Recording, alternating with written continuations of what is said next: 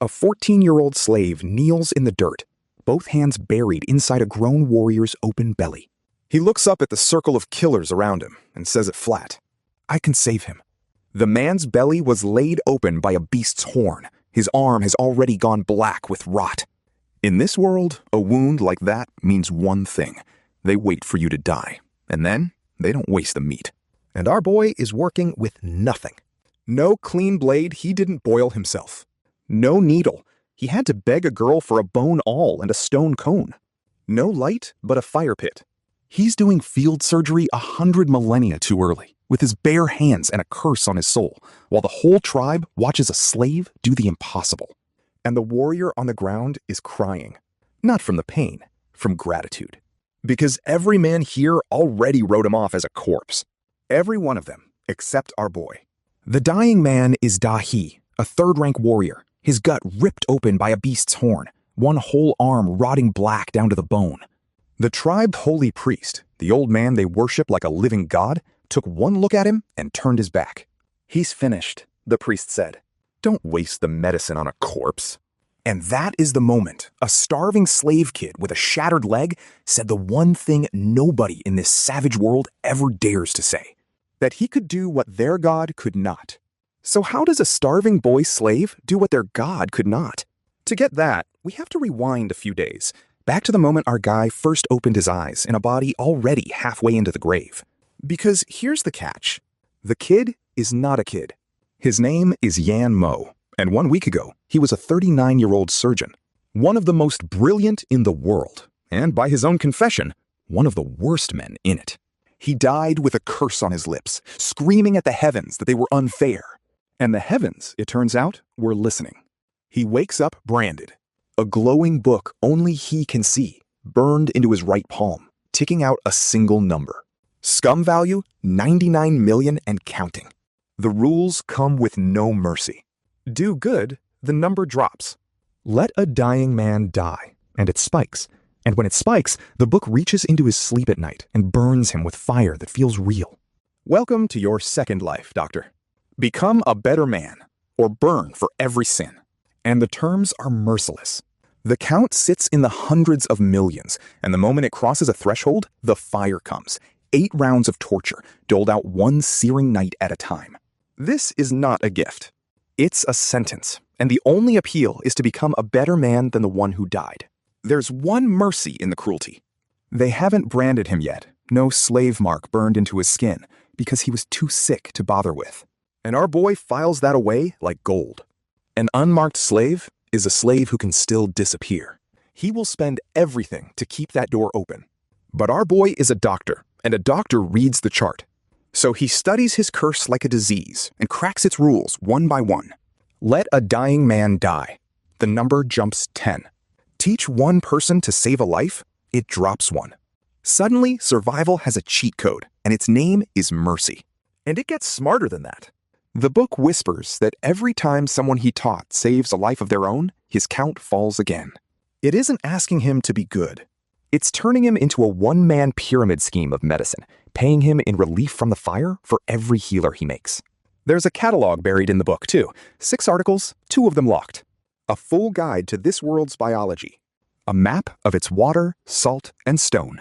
He can buy them, page by page, by becoming a better man. The worse this world's priests are, the richer our boy gets. But before he can worry about his soul, he has to worry about his body. And his body is dying. Our boy is lying naked in the dirt, abandoned by his own people, a beast's bite torn clean through his right knee. The bone is snapped. The wound is green with rot, and white worms are already feeding on him while he is still breathing. He drags himself a full day across cracked earth to reach the only waterhole for 20 miles. He is so weak, he passes out face down in the mud. A black beetle chewing into his open wound is the only thing that jolts him awake. Fuck, our guy gasps. A world-class doctor, trapped in a child's rotting frame, in a land with no antibiotics, no blades, no fire. Nothing. Then, a shadow falls over him. A tall savage with a tattooed face and a spear, who looks at our boy the way a hunter looks at meat. Because in this place, that is exactly what a dying stranger is. Free winter food. The man raises his spear to crack the boy's skull open as a mercy. And our guy, with a snapped leg and worms in his flesh, does the only thing he can. He smiles and he starts talking. "Brother, feed me, and I'll work for you like an ox. I know herbs. I can heal myself. I swear it." He never gets to finish. The hunter clubs him out cold and slings him over his shoulder like a sack of grain. Our boy wakes up tied to a stake inside a stinking slave shed, and the first lesson this world teaches him is taught in blood. The shed is full of the bought and the doomed, and the rules are spoken plainly over his head. Feed the ones who will work, eat the ones who won't last the winter. Our boy lies in the filth with worms in his leg and does the coldest thing a man can do in a place like this. He starts planning. The shed teaches him the price of a person fast. A healthy slave is worth real goods. A sick one is worth nothing, except as food when the snow comes. Our boy, with his rotting leg, was bought as a gamble. And gambles that don't pay off get eaten. But while everyone else sees a dying child, the book on his palm shows him the one road up. He can't lift a spear. He can't outrun a savage. The only currency he holds in this place is the thing nobody else has, the knowledge of a world 10,000 years ahead. So he starts spending it. A butcher drags the prisoner beside him into the square, lays his head on a stump, and takes it off with one swing of an axe. No hesitation. No reaction from the crowd. He carves the body into 3 basins of meat like it's a normal Tuesday. This is the rule here. A mouth that cannot earn its food becomes the food. And our boy is next on the list. His new owner finally crouches down to look at his prize. This is Yuan Zhan, a brutal teenage warrior who only kept the boy because he was too lazy to kill him. He grabs the rotting leg, sneers, and lays out the deal. Your leg is already dead. A one-legged slave is worth less than a 40-year-old wife. So heal it. You've got 7 days. Lie to me, and I carve a strip off you every morning until you stop breathing. Most people would beg. Yan Mo bets his life. 7 days, he says. If I can't fix it, you cut it off yourself. And right there, kneeling in his own filth, our surgeon goes to work with a rock for a scalpel. He spots a weed behind the shed that everyone treats as a worthless thorn bush. To them, it's garbage. To him, it's medicine, a plant that stops bleeding and kills infection. He boils a stone knife in salt water to sterilize it because germ theory is about 10,000 years away from being invented here. The book flickers in his palm. Scum value, -1. Apparently, being useful counts as being good. Then comes the part that makes hardened warriors look away. Our boy takes that boiled blade and scrapes the rotten meat off his own leg, worms and all, fully awake, biting down on a stick so he won't scream and faint. A gentle slave girl named Cao Ting is helping him, and even she can't bear to watch. She's convinced this skinny child is the toughest thing she has ever laid eyes on. And our guy isn't done. Grinding his teeth, he has Cao Ting grip his calf and twist while he forces his own snapped bone back into place with his bare hands. Then he splints it tight with branches and straw. A primitive cast set by a man on his own leg. The girl just stares. To her, it's impossible. To him, it's a Tuesday at the office. Now, meet Cao Ting properly, because she becomes the first person in this whole world to look at our boy like he's worth something. She's kind, she's quick, and when he teaches her how to set a broken bone, she doesn't laugh. She memorizes every word. And the book in his palm ticks down again. Teaching drops the number 2. Our guy has just found the cheat code to his own redemption. But there's a beautiful irony baked into all of it. Cao Ting thinks she's watching holy magic. She thinks our boy is a secret disciple of a priest, whispering sacred spells over his wounds. She has no idea those spells are just a doctor muttering at a cursed book only he can see. In a world this dark, basic medicine looks exactly like the power of a god. Yuan Zhan starts to notice something is off too. He hands the boy a slab of wood and a charred stick, expecting childish scribbles. Instead, our guy draws 4 healing herbs and 2 medicinal insects with the precision of a printed textbook. Yuan Zhan goes very still. Because in this world, a man who can paint like that isn't a slave. He's the kind of treasure the great cities go to war over. So Yuan Zhan does the smart, selfish thing. He hides the drawings, says nothing, and keeps his secret weapon chained up where nobody else can see him. Then our boy stumbles onto the tribe's biggest secret, and cracks it open in his head in about 10 seconds. The priests guard a glittering sacred powder they call God's soil water, a crystal that purifies water and supposedly carries the blessing of the divine. Our guy recognizes it instantly. It's a halum. And the priests, drinking from it for decades, all rot the same way in old age. They lose their memories, their minds, until they're hollow walking corpses. The tribe calls it a holy ascension. Our boy knows the truth. Their god's miracle is quietly poisoning their gods. He's been here a few days and already understands their religion better than they do. Which brings us back to Dahe and the hardest gamble of our boy's new life. A good man, a strong warrior, speared through the gut and rotted in the arm, already written off as a dead man walking. His wife, he too, is out of tears. She begs the boy quietly, "Just make my husband's last days hurt a little less." And here, our guy is trapped between two terrors. Let Dahe die, and the cursed book spikes his count and sets him on fire that very night. But save him, and he exposes everything. And an old priest who's just been upstaged by a slave is the kind of enemy that gets you butchered in the square. Damned if he heals, damned if he doesn't. So our boy chooses the knife. They smuggle the dying warrior into a hidden clearing in the rocks, and he too forges his tools from scratch. Needles ground from fishbone. Blades shaped from his sketches. Thread braided from human hair, because this world has never heard of stitches. A grown warrior named Yuan Diao holds the wound open, sweating buckets just keeping two flat sticks apart, while a 14-year-old works calm and silent inside a man's stomach. There's no anesthesia within 10,000 years of this place, so our guy improvises with what he knows best. Acupuncture. He sinks needles into precise points and freezes Dahe's whole body in place, conscious but unable to move a single muscle. Then he opens him up, cuts out the rotted length of intestine, sets the healthy organs back, and sews the man shut with strands of hair. Yuan Diao watches the boy's hands and feels a cold drop run down his spine. He's thinking one thing: how many people could a child this calm, with a blade, actually kill? It works. Dahe lives. The warrior the priest buried with a single word is breathing, Stitched, alive, and weeping with gratitude at a slave kid half his age. The book explodes with light in our boy's palm. Scum value, -100. And then it does something it has never done before. It hands him a reward, a full set of 72 golden acupuncture needles, the exact tools a surgeon would kill for. For the first time, the curse on his soul feels a little like a gift. But the book misses nothing, including our boy's pettiness. See, he chose to leave Da's nerves awake during the surgery on purpose, to make him suffer for the 8 nights of fire the operation had already cost. Spiteful. And the second the job is done, the book makes him pay, forcing him to feel every ounce of the pain he inflicted, for 10 full minutes. Our guy thrashes on the ground screaming. Even his cruelty gets audited.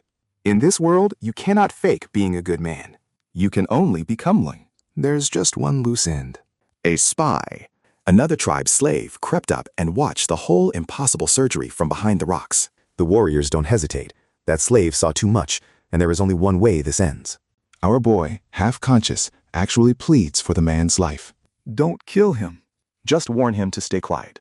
The warriors smile, promise nothing, and the cursed book, almost kindly, knocks our guy out cold so he won't have to watch or carry the death on his soul. The spy never walks back out of those rocks. And when the dust settles, something has changed for good. The warriors who watched a starving slave do what their god could not are no longer laughing. They're whispering. His family has sworn to protect him like blood. His owner is sitting on a secret he doesn't even fully understand. Because the most dangerous thing in this whole brutal tribe isn't the chief, and it isn't the poisoned old priest. It's a 14-year-old slave with a broken leg, a book on his soul, and the knowledge of a world 10,000 years ahead of theirs. The only question left is how long a cage like this can hold a man like that. And our boy is already counting the days. And counting isn't all he's doing. He's watching. He studies the ranks, the rivalries, who hates whom, which warrior the chief trusts, and which one the priest is quietly grooming. A man planning to walk out of a cage first has to learn every bar of it. So our boy starts counting, and he starts scheming. Because a slave who saved a man the gods gave up on cannot stay invisible for long. It begins with a hunt. The whole tribe gathers on the plain for the great winter kill, and the chief himself. The only 4th-rank warrior alive here drives the first spear into the throat of a beast the size of a house. Watch how they do it. The whole hunting party fans out into a ring and drives a beast bigger than a tent toward the center. the circle tightening step by step until the thing inside feels the walls closing and throws itself at the spears. The trapped beast bellows and charges, and the warriors don't break, they squeeze. And the chief steps to the front of his ranked killers, the 7 strongest men in the tribe lined up by exactly how dangerous they are, and he picks the kill for himself. Blood sprays across his chest. He doesn't even flinch out of the spray. The warriors roar and slam their spears. And somewhere in the back, hidden behind the slaves, our boy is watching the food chain of this entire world and quietly deciding where he's going to sit on it. But our boy has already made one mistake. The little tricks he's been handing out, the boiled blade, the splint that sets a broken bone, they've spread. Warriors are using them now. And things the tribe's god priest never taught are suddenly in everyone's mouth. The old priest is not stupid. He hears a method he didn't invent, traces it back to a nameless slave from a rival tribe, and his ancient eyes narrow. In a world where the priest is the soul of the tribe, a slave who heals better than him isn't a curiosity. He's a heresy that needs burying. So when the priest's young disciple spots a strange weed boiling in our boy's little stone pot, he stops dead. What is that? He demands. And it's Cao Ting who throws herself down and lies for them. Just a worthless weed, master, to ease my poor brother's pain. The disciple sneers and walks on. That time, they get away with it. The priest is still counting. But one man at the front isn't celebrating. The old priest, Q Shi, the tribe's living god, has heard the whispers. A slave who heals what the priest cannot. And a god with a rival is a god with a problem. Then the chief drops the news that changes everything. The Ji people, the same savages who burned our boy's birth tribe, have seized Salt Mountain, the only salt for 100 miles. And without salt, this tribe does not survive the winter. Someone has to march out into the cold and find a new salt land before the first snow. It's a death sentence dressed as a duty. And the old priest already knows exactly who he wants to die. Dajan, the priest says, smiling, you are a warrior of this tribe. Surely you're willing. And just like that, he volunteers Yuan Zhan, our boy's owner, for a winter march that kills strong men. It's a beautiful trap. Send the rising young warrior the priest secretly fears off to freeze. Bury the strange slave boy out there with him. And clear the path for the priest's own favorite to one day take the tribe. And the politics underneath are vicious. The old priest doesn't only want our boy gone, he wants Yuan Zhan gone, because the warrior's brothers are rising, and the priest is grooming a rival to inherit the tribe. 1 errand, 3 murders. Yuan Zhan's brothers smell it the second they leave the tent. The old man planted us on the spot, one mutters. He wants to cut Dajan loose. In a tribe, the priest is the soul, but a soul this rotten is a problem looking for a knife. And behind the curtain, the chief slaps the trap down himself. The boy's splint trick has already spread through his warriors, and the chief isn't threatened by it. He's impressed. The priest overplayed his hand and handed our boy the exact opening he was praying for. Yuan Zhan's brothers see it instantly. Yuan Diao and Yuan Shan trade a look. The old man is throwing their brother to the snow on purpose. But before the chief, in front of the god, what can they say? And here our boy learns something about his owner. Yuan Zhan doesn't flinch. He doesn't beg. He just looks at the chief and waits, because this savage teenager is far smarter than he pretends to be. Which makes him exactly the partner our boy needs. That night, in the dark of the tent, our boy makes his move, and it's a quiet one. Master, he murmurs. You're being sent to find new salt. What if I told you I already know where to look? Because here's the card he's been holding. Our boy was born in the Salt Mountain tribe. He carries a dead people's knowledge of where the earth gives up its salt. The priest's death errand just became his way out. Yuan Zhan goes still. A slave who can find salt is no longer a slave. He's the most valuable thing in the tribe. If you lead me to it, the warrior breathes, I'll have your slave mark struck off myself. But our boy doesn't want freedom inside this cage. He wants the whole game. So he pitches something bigger, something no slave has ever dared to say out loud. Don't go back to being a pawn, he whispers. Walk away, find the salt, and let's build our own tribe, a real one, where no one eats their children to survive the cold, where a man like Dahi still lives. You be the chief. I'll be your witch. Yuan Zhan's hand closes around his throat. Who are you? The warrior growls. And what do you want from my tribe? And this is the moment our boy could die. And our boy places cards one at a time, each one heavier than the last. First, he offers the warriors something nobody else can. Your right leg still aches when you push it, doesn't it? The priest told you it's an enemy's curse. It isn't. The bone's set wrong. I can find out why, and I might be able to fix it. For the first time, the warrior who owns him looks at him with something other than contempt. Then he reminds him what he's already done. You don't believe me? Dahi. He, too. Their priest buried that man with words, and I dug him back out. He's not begging anymore. He's stacking proof. And then he opens the real vision. I know more than your old priest ever will. Together, we could build a tribe with more food than this one, where no one has to eat their own children to see the spring. Where a crippled warrior like Da still has a place. You be its chief. I'll be its witch. He says nothing for a long, dangerous moment. And in that silence, our boy knows he's already won, because a man only goes that quiet when a door he never knew existed has just swung open in front of him. Yuan Zhan goes quiet for a long, dangerous moment. And inside his head, he's thinking that this boy is like a beautiful poison flower on the lakeshore, sweet-smelling, sweet-talking, and lethal. He knows it. And like a starving man, he reaches for it anyway. So he does what he does best. He goes soft, wide-eyed, all wounded sincerity, and he plays this brutal warrior like a flute. I just don't want to be a slave, he says gently. I don't want to die alone. Take me with you.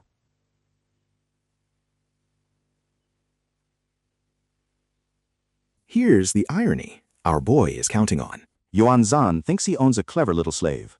He has no idea he's just been quietly recruited by the most dangerous mind in the wasteland. The master thinks he holds the leash. The leash is already around his neck. And there's one more thing our boy notices that night. Something that scares even him. He peels back the splint on his ruined leg, and the wound is closing far too fast. Days early. And speeding up.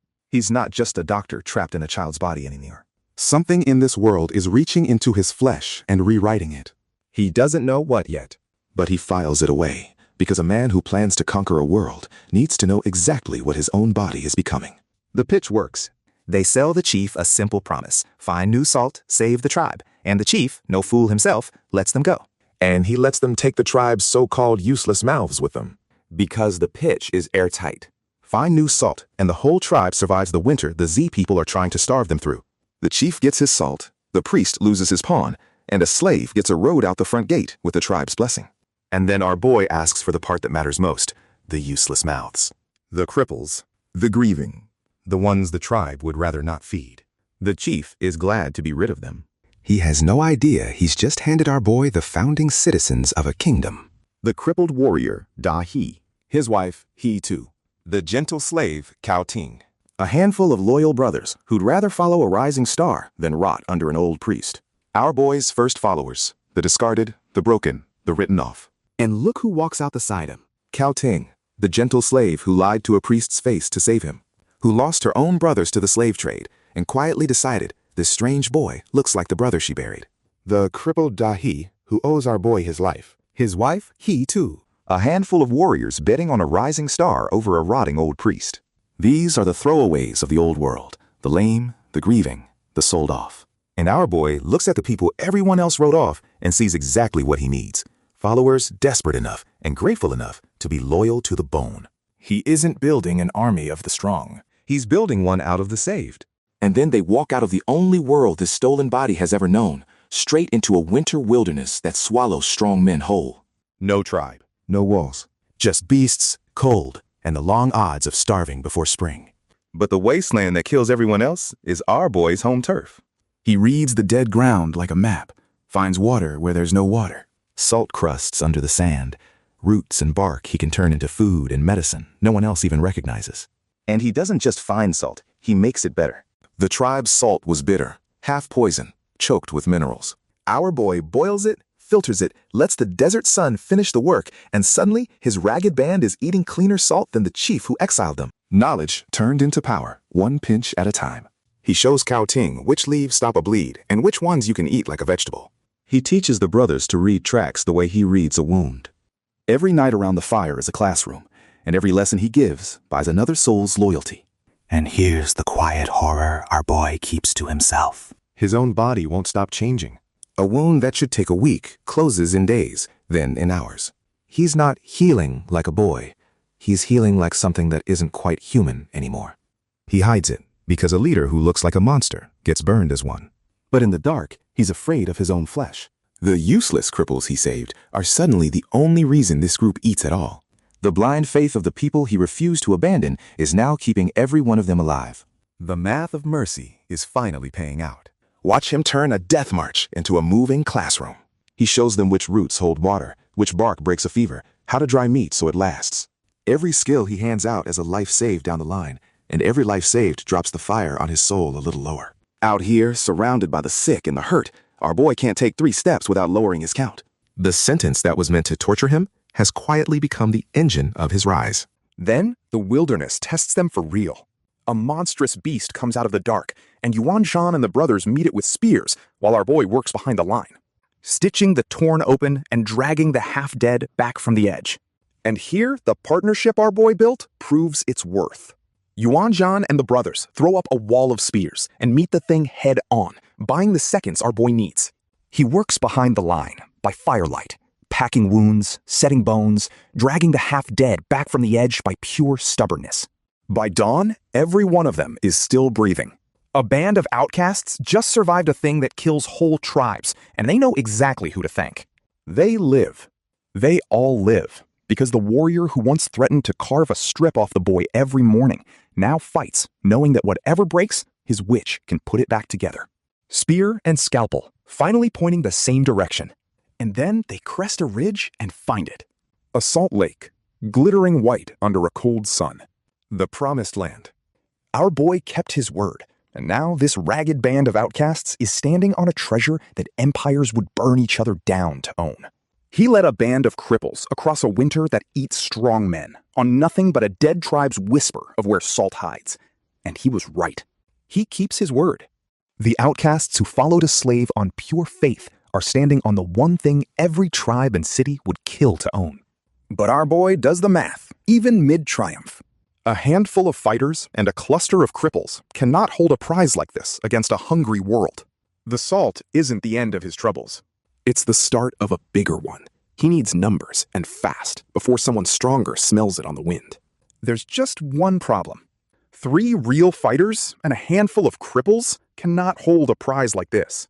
To keep the salt, they need numbers. They need a tribe. And our boy has no idea that the answer is about to fall out of the sky. The answer comes screaming out of the sky and slams into the earth near their camp. A bird the size of a hill, wings broken, body torn. The kind of monster that tribes don't hunt, they pray to. This is a beast the whole region worships as a mountain god. Every sane person within 10 miles would either run from it or wait for it to die and carve it up. Our boy walks straight up to it. He looks at a wounded god the way he looks at everything, as a patient. He climbs onto that massive, trembling body, finds the shattered wing, and starts setting bones thicker than his own leg.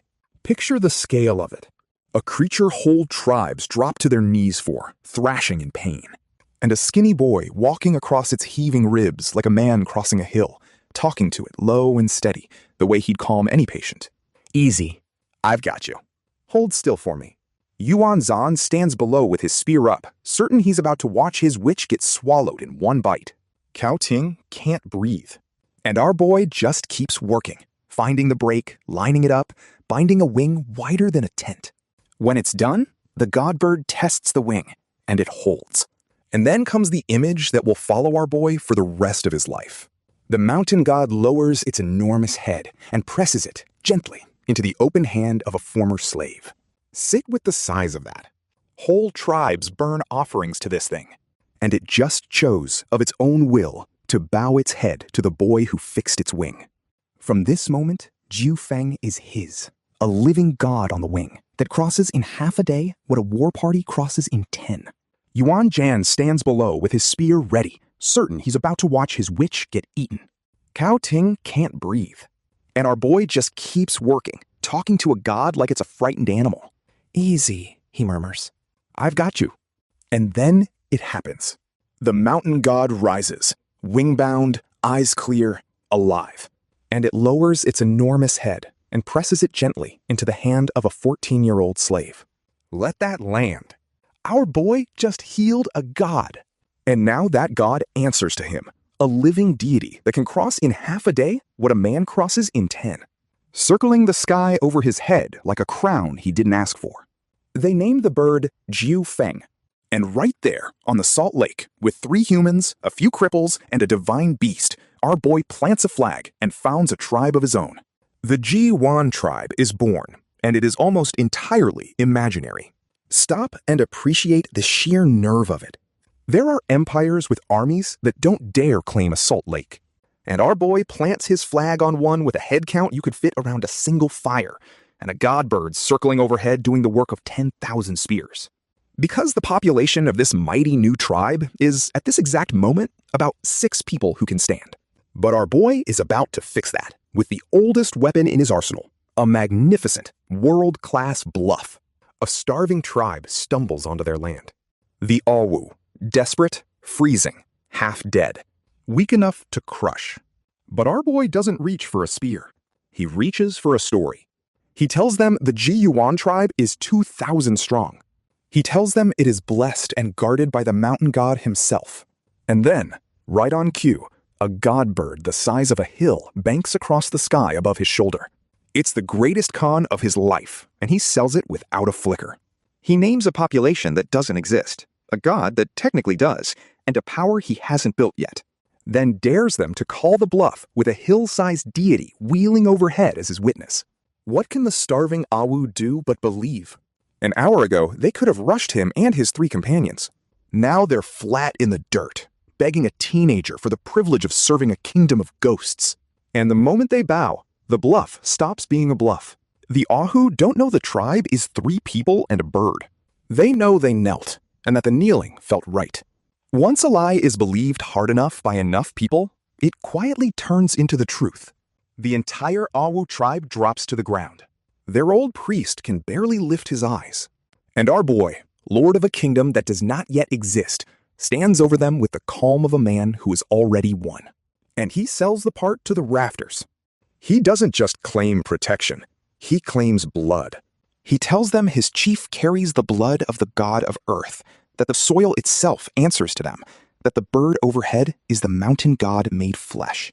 Every word a lie. Every word lands in a world that has no way to check it. He never raises his voice, and that's exactly why it lands. A man who claims kinship with a god and looks nervous is a liar. A boy who says it like he's bored by how obvious it is. That's a god. Our boy learned the theater of power in another life, and he runs it on an audience that's never seen the play. And the thing about a good enough performance is that the audience does the rest. The warriors who watch our boy work start pounding their chests and chanting his name. The sound rolling down the whole valley until grown killers are roaring worship at a teenager who 2 seasons ago was on a menu. Overnight, our boy doesn't just outrank Yuan Shan, he becomes the most revered soul in the new tribe. The slave who was free winter-eat is now the closest thing this corner of the world has to a living god. And he didn't lift a single spear to do it. Here's the genius of it. He doesn't let them join. He makes them beg. You may become an affiliate of the Ji-Yuan tribe, he tells them, but only the worthy join us. You will learn our tongue. You will be tested. We do not take the lazy or the false. He sets them tests like a man hiring for an empire. Learn our tongue. Raise the houses. Weave the linen. Dig the salt and refine it clean. Prove your loyalty and your sweat. And maybe you'll be allowed in. It's pure psychology. A gift freely given is taken for granted. A place you bled to earn is a place you'll die to keep. Our boy isn't taking in refugees. He's manufacturing true believers, one humbling, hopeful test at a time. He's running a 2,000-soul empire on pure nerve, built from one wounded bird and an iron poker face. And the desperate Awu, who an hour ago could have overrun him, are now terrified of not being allowed in. Then he does the thing that separates a survivor from a king. The Awu, starving, offer him their winter food, the bodies of strange little humanoid monsters. And our boy looks at them and quietly says no. Nobody under his protection eats anything that looks like a person. Because this is the line our boy has decided to draw across an entire world. In this place, the weak become winter meat. Where he rules, that ends. He's not just surviving the wasteland anymore. He started to reform it. And here's the hill he's chosen to die on. In this world, the weak feed the strong. Literally. The lame, the captured, the children who can't keep up, all end up as winter rations. Our boy looks at that ancient arithmetic and decides, with no army and no right, to erase it. He won't let his people eat the humanoid monsters. He won't let a tribe sacrifice its children to the cold. But a man who outlaws cannibalism in a starving world had better be able to feed everyone instead, so that becomes his whole obsession. He sets the Owu their tasks: build the houses, weave the linen, dig and refine the salt, learn to speak like the tribe. Every chore is a test of loyalty, and every test makes them want their place more. He's turning a beggar tribe into citizens who'll die for him. And the kingdom takes shape fast. Salt dried clean in the sun. Linen where there were only furs. Real houses rising on the lakeshore. Smoke from real hearths. Fields where there was only waste. Our boy is dragging a Stone Age people across 10,000 years of progress in a single lifetime. He hands the running of it to Yuan Zhan and keeps the designing for himself. The witch dreams it, the warlord builds it. And every full belly, every warm night, every winter survived, turns one more terrified refugee into a true believer. And he hands the running of it all to Yuan Zhan. The brutal warrior who once dragged him through the dirt by his hair is now his warlord, his enforcer, his chief, building the kingdom while the witch designs it. Stop and look at how far our boy has come. He arrived in this world naked and dying, a name on a butcher's list, free winter food. Now he commands a god, owns a salt lake, and rules a growing tribe through the very man who once owned him. The cage didn't just open. He ate the cage and built a throne out of it. But a man who climbs this fast tends to attract the attention of things much older and much stranger than any tribe. And one of them has already noticed the strange blood running in his veins. Because remember the wound that healed too fast? It never stopped. Season after season, our boy's body keeps changing, stronger, faster, knitting itself back together at a speed no human should. He's been so busy building a kingdom, he's almost forgotten to be afraid of his own flesh. That's about to change. By now, he is priest Da Ren, the witch the whole region whispers about, the boy who tamed a god. The salt flows. The fields grow. Linen, houses, smoke rising from a real settlement. He's winning, and winning makes you careless. And the thing he keeps shoving to the back of his mind is his own body. Season after season, it heals faster, moves stronger, knits itself together at a speed no human should. He tells himself he's too busy to be afraid of it. He's lying. Something is rewriting him from the inside, and he is about to find out what. The name follows him now, wherever the wind carries it. Priest Duren, the witch who tamed a god, who pulls salt from dead ground and medicine from weeds, whose tribe doesn't starve and doesn't freeze. To the tribes around him, he's half legend already. And the legend is mostly true, which is the terrifying part. He really did heal a dad. He really is feeding a kingdom no one thought could exist. The boy who was free winter food is now the most quietly powerful man for 100 miles, and he's still just warming up. One day, he's out alone gathering medicine, and the wasteland finally sends something he can't outtalk. It isn't a beast, and it isn't a man. It's a tree, a living, walking, breathing tree, and it's looking right at him. It calls itself a child of the goddess of life, and it carries our boy down through a hidden seam in the earth, past a creek that runs gold, past plants laid in neat rows no wild hand ever sowed, into a sunlit basin no human was ever meant to find. And the flower breath that should have left him a frozen statue starts to fade far too soon. The tree thing stares, baffled. This human is shrugging off a poison that drops full-grown beasts. Whatever our boy is turning into, it's already past the point where the old rules of this world apply to him. It exhales a flower's breath that drops a grown beast where it stands, and our boy's whole body locks up, paralyzed, awake but unable to move a muscle. The tree thing lifts him like a doll. "Don't be afraid, human," it says. "Your body carries the blood of our longevity." The blood of their longevity. The same impossible healing he's been hiding for seasons, and now a creature out of legend is calling it by name and carrying him off to meet the thing that made it. It hauls him down into a hidden canyon, past a golden creek, to a waterfall pool with a single island at its heart. And on that island grows a tree older than every tribe in the wasteland, the Sama, a god of life. The true source of the magic the witches only pretend at. The Sama looks into our boy and sees what no human was meant to see. The paralyzing flower that fells beasts is already useless on him. His flesh has changed. He is becoming something that is no longer just a man. Human, the ancient voice sings, do not refuse me. And then a branch drives straight into his belly. Agony, real agony, the first thing he's truly felt in this nightmare canyon. And in that white blast of pain comes the revelation. There is something growing inside him. A seed of the life god itself, binding our boy to a power no witch in this world has ever held. And the Sama tells him what almost no living thing knows. This fruit chooses its host.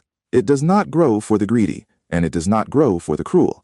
It has felt thousands of grasping hands and rejected them all.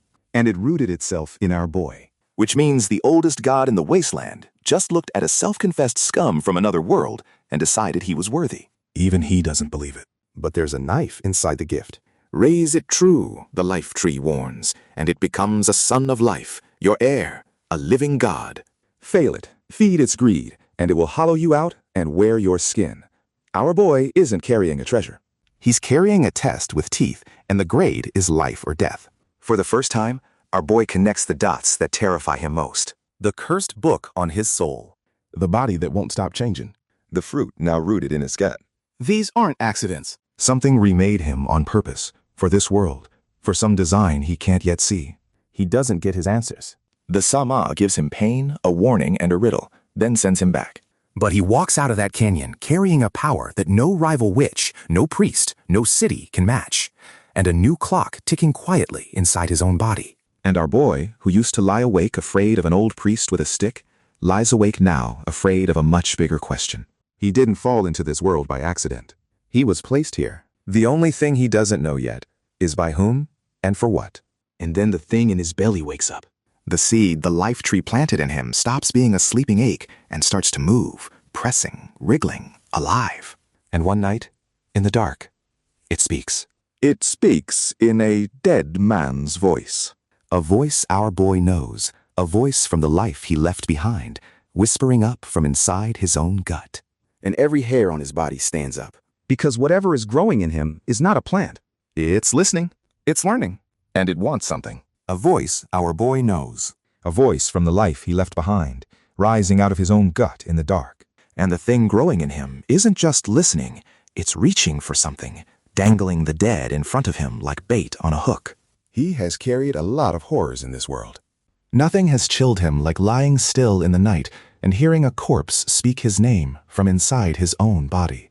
Whatever this fruit is, it knows him, and it wants in. He goes back to the Sama for answers, and what the ancient life tree tells him turns his blood cold. This is the witch fruit, and it is one of the oldest, hungriest wonders in the world. It is no plant, the Sama sings. It is a creature with the wisdom of a god and the greed of a starving infant. Raised right, it becomes a living son of life, a person, an heir to a god. Raised wrong, it devours the one who carries it. A god's heir, grown in a man's belly. The Sama tells him almost no one in all of history has ever raised one true. Because the fruit is born starving, and starving hands only feed its greed until it turns and devours them. And then comes the part that marks him for the rest of his life. Every witch, every chief, every sky city that learns what our boy carries will burn the world down to cut it out of him. He didn't just gain a power. He became the single most hunted prize alive, sewn into his own gut where he can never set it down. And the things that took them are not human. 100 warriors gone, and somewhere out in the white, the men who built this kingdom freezing, or worse. For most chiefs, that's a loss you mourn and survive. For our boy, it's a wound he refuses to take. Because every one of those men followed a former slave into the wilderness on faith. And the one promise our boy has made to every soul who ever knelt to him is the promise he will not break now. Under his shadow, you do not get left to die. And the things that took them do not bargain. The lizard men herd whole tribes like cattle and keep the strongest for the pot. The giants smash whatever the lizards can't catch. Together, they've turned the winter wasteland into a moving slaughterhouse, and 100 of Juyan's best just vanished into it. 2 ancient races have come down out of the cold. The lizard men, cunning, cave-dwelling, and fond of eating children raw. And the giants, walking siege engines of muscle and bone. Together, they've been sweeping the wasteland, chaining whole tribes as slaves and cattle. And here our boy makes a choice that tells you exactly what he's become. He could stay safe behind his walls, The cursed book would punish him for letting men die, but that's not the only reason he goes. Somewhere along the way, the scheming survivor turned into something he'd never admit out loud. A man who protects his people. But our boy never does anything for just one reason. As he prepares to leave, he runs a quiet, ruthless test. He lets it be known he'll be gone, and he watches to see who in the tribe stays loyal and who starts circling the moment the witch and the warlord turn their backs.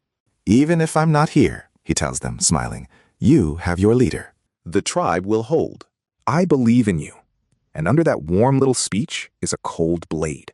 Traitors will be found, tried by tribe law, and dealt with. His people think he's gentle. He's the most calculating mind in the wasteland, and he's testing every one of them. Before he leaves, he sets a trap inside his own tribe. He lets word spread that the witch and the warlord will both be gone. Then waits to see who holds the line and who starts circling the throne the moment the lions walk out. Even if I'm not here, the tribe will hold. I believe in you, he tells them, warm as a hearth. And under that warmth is a blade. Traitors will be named, tried by the tribe, and dealt with. His people think they're being trusted. They're being tested. Then they fly. Ju Feng seizes a great wooden box in its talons, beats those enormous wings, and crosses in half a day a frozen wilderness that would take a man 10 days to walk.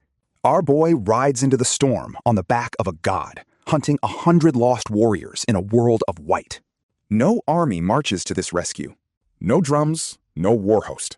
Just one godbird, one warlord, and one witch in a wooden box, dropping out of a blizzard onto a den of monsters. Our boy has turned the smallest rescue party in the world into the most terrifying one in it. A war party would walk that distance in 10 days and lose men to the cold doing it. Our boy crosses it before the sun moves, riding the loyalty of a god he healed with his own 2 hands. Every gift he's ever given the world keeps coming back to carry him further. Let that picture sit. A godbird the size of a hill, a wooden box swinging from its talons. And inside it, a witch and a warlord riding out into a blizzard to pull 100 lost men back from the dead. There has never been a rescue like it, because there has never been anyone like our boy. And Yuan Zhan teaches him, even now. Watch the animals, the warrior says over the wind. Watch the birds. Watch what stands above the snow. A living man always leaves a trail. The witch who knows 10,000 years of medicine is being schooled in how to read a wilderness. And he soaks it up, because a king learns from everyone. Watch the animals, the warlord says over the howling wind. Watch the birds. Watch what stands above the snow. A living man always leaves a sign. The witch who carries 10,000 years of medicine takes the lesson like a humble apprentice. Because that's the real secret of how our boy keeps winning. He has never once been too proud to learn. From a savage warrior, from a walking tree, from a cursed book, he takes every scrap the world hands him and turns it into another rung on the ladder. They find the trail. They find the monsters. And the warlord our boy once feared goes to work. Yuan Zhan carves through lizard men and giants like a reaper through wheat, and one by one, the cages crack open. Ji Yuan's lost warriors and a horde of terrified wild slaves pulled back from the butcher's block. And these are not animals our boy is fighting. The lizard men are clever, cold-loving things that herd whole tribes like cattle and keep the strongest as winter stores. The giants are walking battering rams. Together, they'd been carving the wasteland into a larder. Until a godbird and a warlord and a witch dropped out of the snow on top of them. The freed slaves stagger into the firelight, half frozen, half starved, and they don't fall at Yuan Zhan's feet for cutting their chains. They crawl to our boy. Because the warrior gave them their freedom, but the witch is the one who promises them a world where they never get chained again. But the gratitude curdles into one desperate plea. Their children. The little ones are gone, dragged down into a black hole in the earth where the child eaters nest. And every hour our boy stands here arguing with himself, another child stops crying down there for good. But the wild people fall at our boy's feet, begging for one more thing. Their children. The lizard men drag the little ones down into the earth, into a black, warm underground cave where the child eaters plan to wait out the winter, feeding as they went. And our boy hates 2 things in this world more than anything. People who eat people. And people who eat children. So he does the one thing his cautious mind screams against. He and Yuan Zhan go down into the dark after the 2 lizard leaders. It's everything his careful mind screams against, 2 monster lords, a black warren, no way to know what waits. But our boy hates child eaters more than he loves his own caution. So down he goes, the warlord at his side, into the warm and waiting dark. They go down, and they do not come back up. Down in the warm black throat of the earth, the trap closes. And it isn't teeth.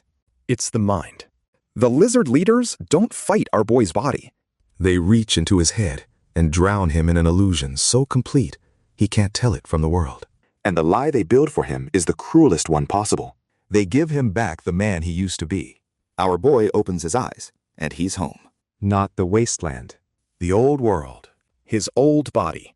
A grown man, almost 40, breathing in a place that has electricity and walls and a self he buried a lifetime ago.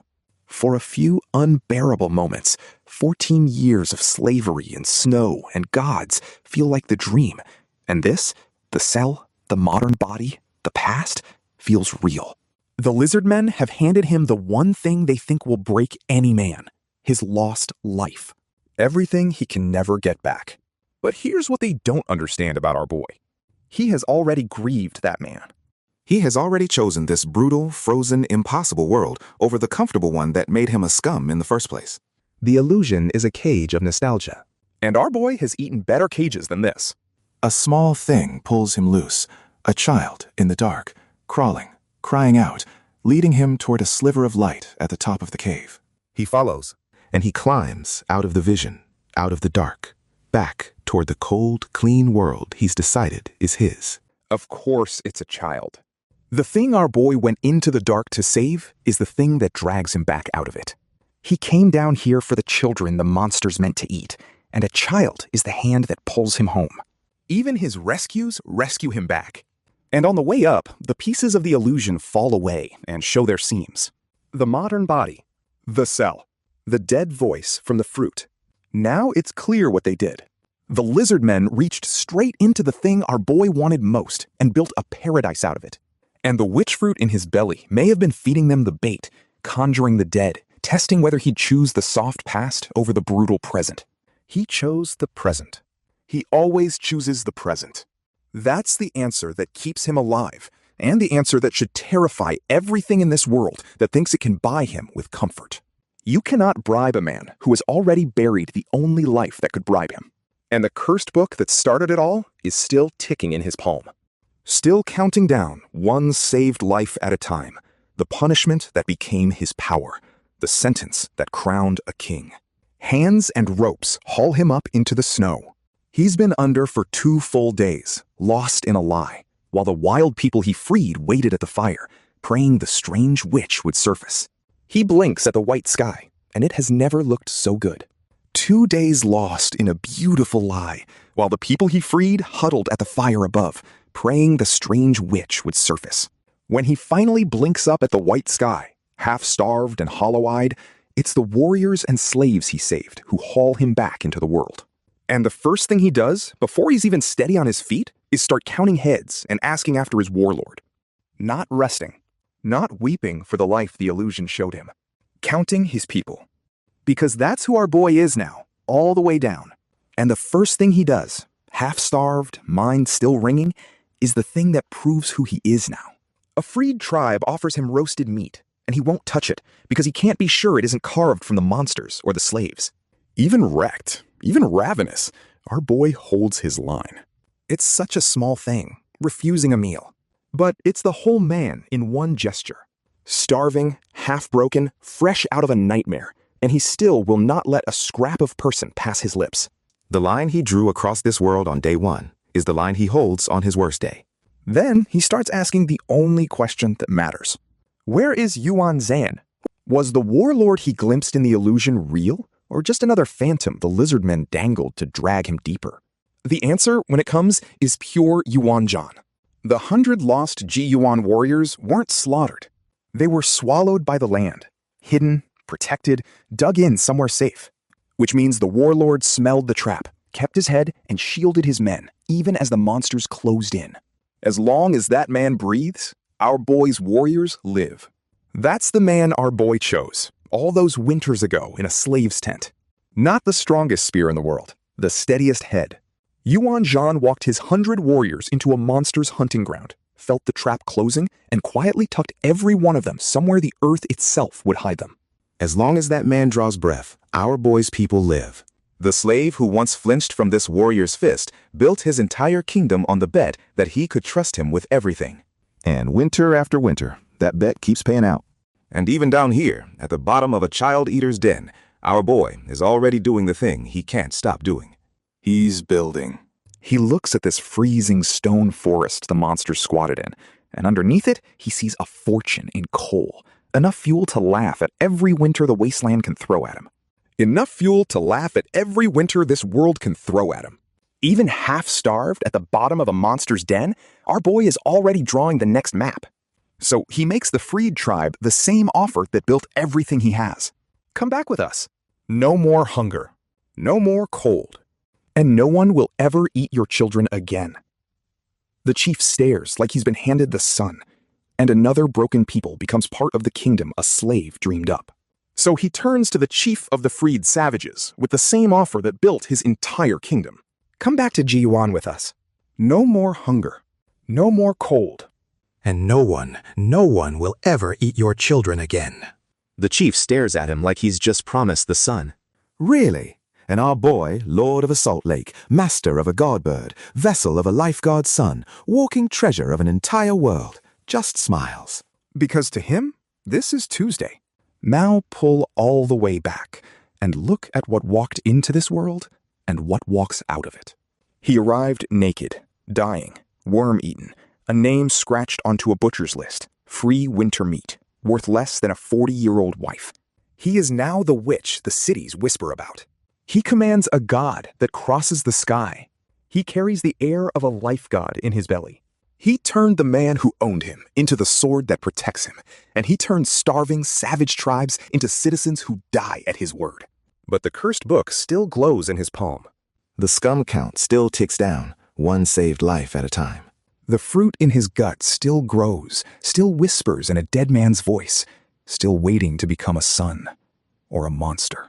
And somewhere out past the snow, a city of gods is waiting to meet him, and a buried past is still clawing its way back up.